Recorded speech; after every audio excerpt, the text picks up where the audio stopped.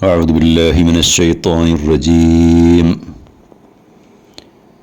إذ تمشي أختك فتقول هل أدلكم على من يكفله فرجعناك إلى أمك كي تقر عينها ولا تحزن وقتلت نفسا فنجيناك من الغم ففتناك فتونا فلبثت سنين في أهل مدين ثم جئت على قدر يا موسى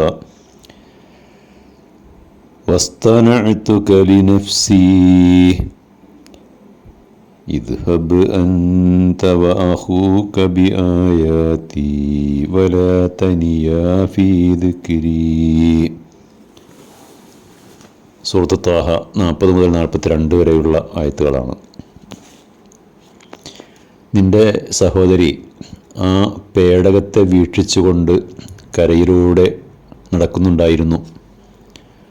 അങ്ങനെ അവൾ ആ ശിശുവിനെ ഏറ്റെടുത്തവരോട് ചെന്ന് പറഞ്ഞു, ഈ ശിശുവിനെ നന്നായി പോറ്റി വളർത്താൻ പറ്റിയ ഒരാളെ നിങ്ങൾക്ക് ഞാൻ പറഞ്ഞു തരട്ടെ. അങ്ങനെ നിന്നെ നിന്റെ മാതാവിങ്കലേക്ക് തന്നെ നാം തിരിച്ചെത്തിച്ചു. അവർ ദുഃഖിക്കാതിരിക്കുവാനും കൺകുളിർമയോടെ സന്തോഷിക്കാനും വേണ്ടിയായിരുന്നു അത്. നീ ഒരാളെ വധിച്ചതും ഓർക്കുന്നുണ്ടല്ലോ. അതിൻ്റെ ആ അങ്കലാപ്പിൽ നിന്നും നിനക്ക് നാം മോചനം നൽകി. അങ്ങനെ പലവിധ പരീക്ഷണങ്ങളിൽ നാം അകപ്പെടുത്തി. വർഷങ്ങളോളം മദിയൻ വാസികളോടൊപ്പം നീ താമസിച്ചു.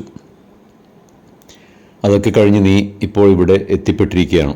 എനിക്ക് വേണ്ടി, അതായത് എൻ്റെ ദൗത്യത്തിന് വേണ്ടി നിന്നെ ഞാൻ സജ്ജമാക്കിയിരിക്കുകയാണ്. ആകയാൽ നീയും നിൻ്റെ സഹോദരനും എൻ്റെ ദൃഷ്ടാന്തങ്ങളുമായിട്ട് പോവുക. എന്നെ സ്മരിക്കുന്നതിൽ ഒട്ടും വീഴ്ച വരുത്തരുത്.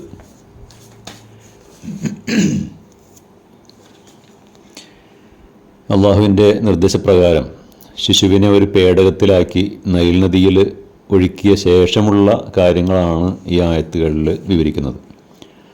മൂസയുടെ മാതാവ് കുട്ടിയെ നിരീക്ഷിക്കാൻ വേണ്ടി അള്ളാഹുവിൻ്റെ കൽപ്പനപ്രകാരം മൂസയുടെ തന്നെ സഹോദരിയായ മറിയമിനെ ചുമതലപ്പെടുത്തി.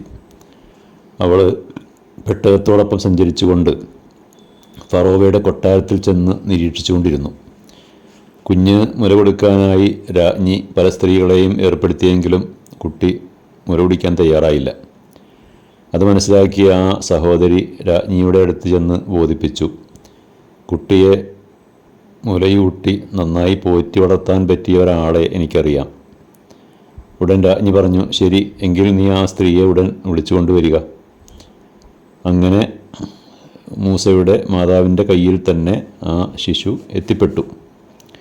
അപ്പോൾ ഇതൊക്കെ അള്ളാഹുവിൻ്റെ അനുഗ്രഹങ്ങളിൽപ്പെട്ടതായിരുന്നു. തുടർന്ന് അള്ളാഹു മൂസാക്ക് ചെയ്ത മറ്റൊരു അനുഗ്രഹത്തെ അനുസ്മരിപ്പിക്കുകയാണ്. അതായത് ഫറോവയുടെ കൊട്ടാരത്തിൽ യുവാവാകുന്നത് വരെ വർഷങ്ങളോളം അവിടെ താമസിച്ചുവല്ലോ മൂസ.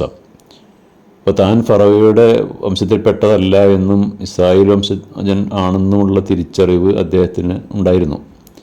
മൂസ ഇടയ്ക്കിടെ നാട്ടിൽ ഇറങ്ങി നടക്കുമായിരുന്നു.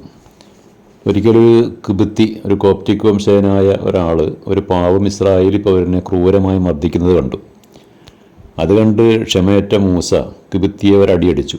ആ അടിയേറ്റ ഉടനെ ആ കോപ്റ്റിക് യുവാവ് മരണപ്പെട്ടു. ഇതിൽ ദുഃഖിതനായ മൂസ ഈജിപ്തിൽ നിന്നും ജോർഡാനിലേക്ക് പലായനം ചെയ്യുകയാണ്.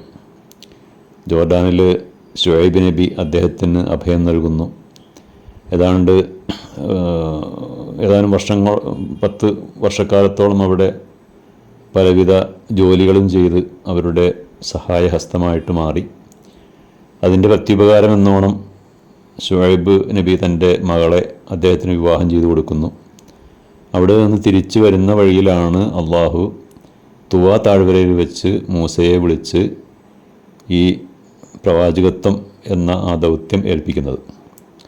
ഇതൊക്കെ അള്ളാഹു മൂസക്ക് നൽകിയ മഹത്തായ അനുഗ്രഹങ്ങളായിരുന്നു എന്ന് ഓർമ്മിപ്പിക്കുകയാണ് ഈ ആയത്തുകളിലൂടെ. ആഖിറു ദഅ്വാനാ അൽഹംദുലില്ലാഹി റബ്ബിൽ ആലമീൻ.